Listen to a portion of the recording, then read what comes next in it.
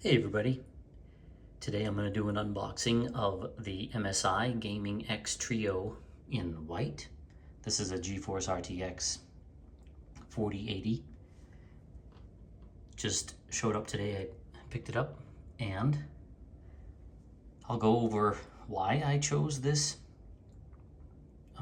sort of rather expensive graphics card, and why I didn't just go with a 4090. We can talk about that after, but first let's get to the unboxing part and we'll check this card out. So, box is pretty beefy.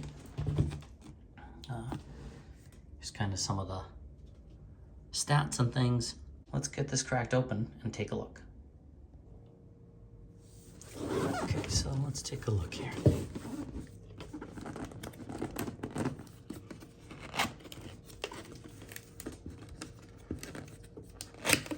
This also has some RGB on it, which ups the price if you're interested in that kind of thing. So, let's get this out of here. All right, now. Okay, this is pretty interesting. This is a mouse pad. That's pretty cool. Reasonable weight mouse pad. This does come with a support bracket. I also have a different support bracket here that I may do a separate review on. This is one of those adjustable height. This thing is humongous. It's pretty sturdy. It's got some nice little rubber. Okay. Also came with the octopus. I actually picked up my own cable for this, 12-volt cable, so we'll take a look at that too. But it does come with the connector, because it's a specialized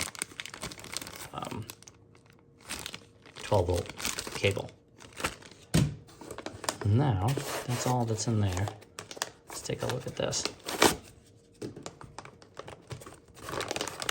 Oh man, this thing is chunky. Chunky monkey. Let's see. There's a user guide, and that's it. Now, that's okay for the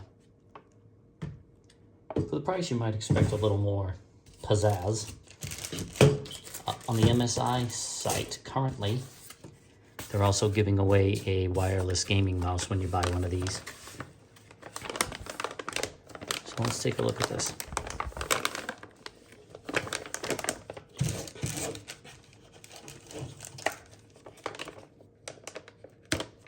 Okay.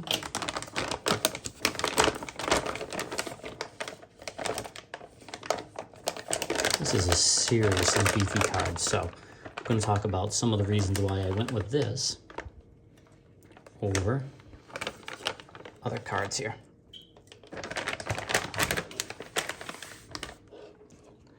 That's pretty cool looking.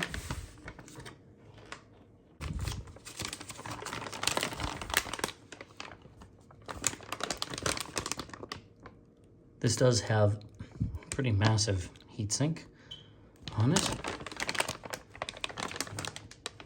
3 fans. This does have sort of a selector for quiet mode or full-blown game mode, I guess. And here's the brackets. I believe it has 1 HDMI and 3 display ports. And this has got, that's just a piece of film that's kind of all over the, protecting the outside. I was actually looking at the Asus ROG cards. However, those are just a tiny bit longer than these, and it wouldn't fit in my case. The max length of graphics card for my case is 340 millimeters. Those are just a shade longer, at least according to the specs, and I didn't want to chance it. For example, I cannot return this, only for replacement, not refund. So I didn't want to chance the Asus card, if it was too big for my case, then I would be stuck with it. Also, this only needs a minimum 750 watt power supply with a recommended 850 watt, which is what I have. The 4090 and all the 4090s require a 1,000 watt power supply. Could you chance it with something less? Maybe, but you may underpower the card. Now, of course, they look the same, so you'd say, how come there's a power difference? This has about 2/3 of the bus speed. This is 256-bit bus speed. The other one's 384. And so it also has less RAM, so it's slower. It has less RAM. And so between those two things, it just has less of a... Oh, and has fewer cores by a lot. This is like 9,000 something cores. The 4090, I think, is like 16,000 cores, something like that. So it's fewer cores, less RAM, slower speeds, a slower bus speed. So because of that, it has less of a power draw. So essentially, this is the largest and highest powered card I could fit in my case, and would have to avoid buying another power supply. So that's why this card. The 4070 Ti is out and is probably about $400 to $500 cheaper than this, but that has, again, less RAM, slower speeds, so you keep going down a notch as you walk down the model series of cards. And I figured might as well go for it, and here it is. So I'm gonna get this installed, and then we'll see how it does. But that's the card, and that's why I picked it. I know it's grossly overpriced, and so I'm not sure anyone would recommend purchasing this, but here it is, and we'll take a look. Just want to show this because I think it's very important. This is the back of the card. The card shipped in silent mode, not gaming mode. So on the back of the card at the top, before I installed it, I wanted to double check. It's pushed toward gaming, as you can see. It was over here from the factory. For this install, we're gonna have to do a couple of things. Obviously, you will shut down your machine, take the side of the case off, and this graphics card needs a power cable, which I haven't run yet. So we're going to get that all set up. I'm gonna get all that plugged in first. As you've heard in my other videos, I like to have as much room as I can when I can. So I'm going to, prior to installing the card, I'm gonna get the cable run to roughly the right place, and then I'll put the card in. So I'm about to do that. I've got one side off. I'll take the other side of this case off and then get my cable connected. And at that same time, I will show you the wiring harness that I picked up from Amazon. So what I've done is I've gone ahead and loosened my power supply. So I've gone ahead and done a couple of things. I've moved my power supply out so I can confidently connect these cables. And the cables I'm talking about are not the power cables that came with this power supply, although it did come with 3 more CPU or PCIe power cables. Now you could use those along with the adapter, affectionately called the octopus by a lot of people. You could use the adapter that came with the graphics card and the cables that came with your power supply. However, that can get sort of messy looking and kind of tricky to deal with. So what I picked up was this from Fasgear. It's PCIe 5 GPU cable. Now, if you look for this on Amazon, they make these specific. So you'll see the compatibility here. This is not an extension cable, much like the adapter that came with the graphics card. This is meant to plug directly into your power supply. Those are two different things. The pins are actually different. So if you're gonna go with a single cable, you're gonna wanna make sure it's a power supply cable and not a extension cable. The length will be different, the pins will be different. Oh, this is actually heavier than you think. It's kind of sparkly. Let's see how this goes. Now, I'm curious about this cable here.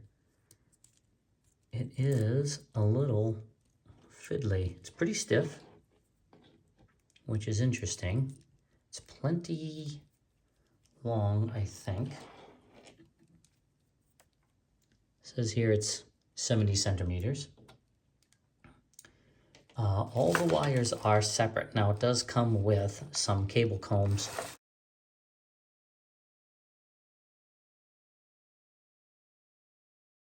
You want those to all click in nice, which is why I wanted to take this out of the case. Okay.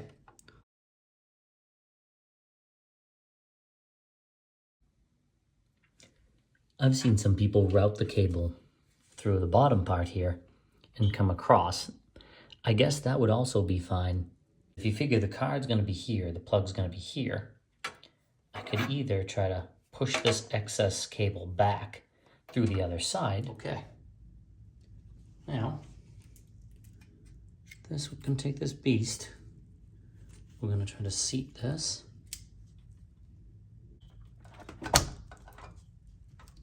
Clicks in nicely with a positive click. Second of all, there's the edge of my case. That is just barely in there. Okay, I've gone ahead and just replaced the case bracket screws, which you can see. There will be 3, because you'll be creating 3 openings for yourself. And now I'm going to, but while it's already laying down, it feels like it's in there pretty solidly, but they bothered to give you this bracket, which you would then install on top of here and have as an extra layer of support. I also have, if you don't like that, I also have this, which is pretty cool. Got this on Amazon. What it is it's an adjustable magnetic. One side it has a magnet, one side it has a little piece of felt, sort of soft rubber, I guess. And you can adjust it as far as you want and tighten it up. It's nice and strong, and it'll stick. So you could adjust this to a height that fits down here and just put it on the corner of the card somewhere. So really trying to bend the wires and not crank it at the, not crank it too much at the end here. I don't think that looks too bad. That's as neat as those wires are gonna be. I guess the only other option would have been to come through here, come across the top. So I was able to use this, extend it all the way. I was able to take a little pressure off of the back corner here of this. So I think that'll work out. So that's actually being supported in this back corner by this. And let's see how we did.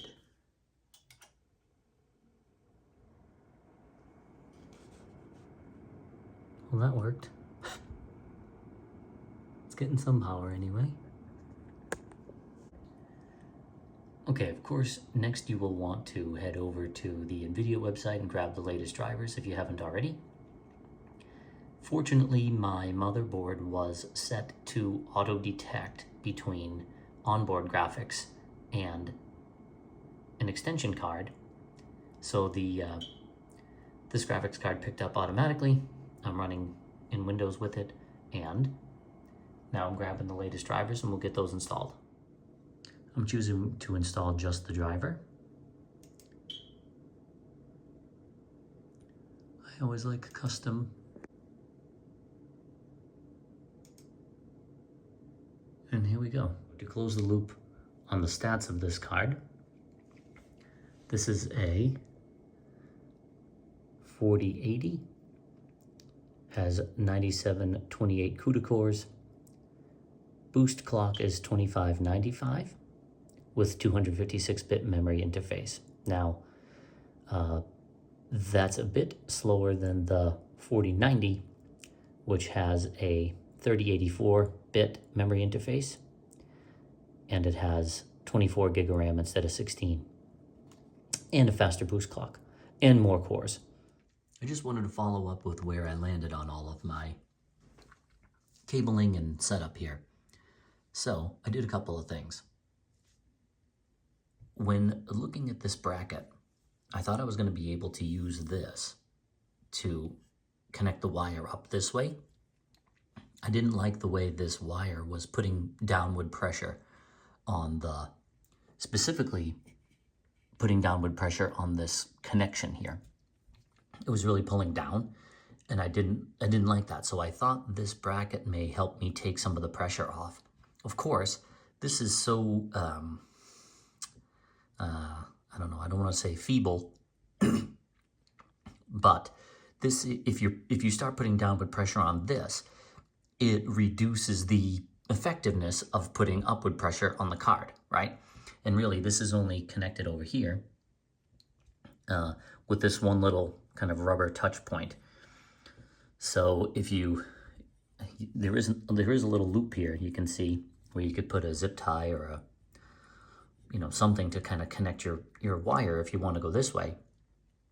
But if you start putting downward pressure on this now is not putting upward pressure on the card, and that takes away from its reinforcement. Now I still have this over here. This is the most stable. I mean, I could press on this really hard and you see the card doesn't budge. That's because I've got this in the corner here, and it's just right there on the corner, just enough to kind of grab the corner and take some of the weight off this edge. And this is very, very stable. I mean, I'm leaning on this pretty hard right now, and it's not moving because this is just totally solid. So I actually don't need this at all because I then decided to route my cable back the other way. I had to put a heck of a bend in this to get it to fit where the case would close, but I think it's okay. So we've got that running that way. This isn't touching there. There's some gap here because this is probably going to get very warm also. So you don't want to be laying cable on the back of this, because any wires that are back on here are probably going to get very hot. So made sure there was a gap here, but at the same time had to keep it close so that it would be tight enough. Anyway, I guess I'm going to leave this here just because it adds somewhat of a little extra reinforcement. I'm not sure if I even like the way it looks necessarily, but if it'll give the card a little more support, that's fine. And again, I have this back here, so I don't think there's any problems in the downward pressure of the card. It's also got 3 screws on this side, so it's a very stable, kind of well-made card. Anyway, I think that's how I'm gonna leave it. And instead of fiddling around with it, I can at least get it fired up and use it. Thanks for watching.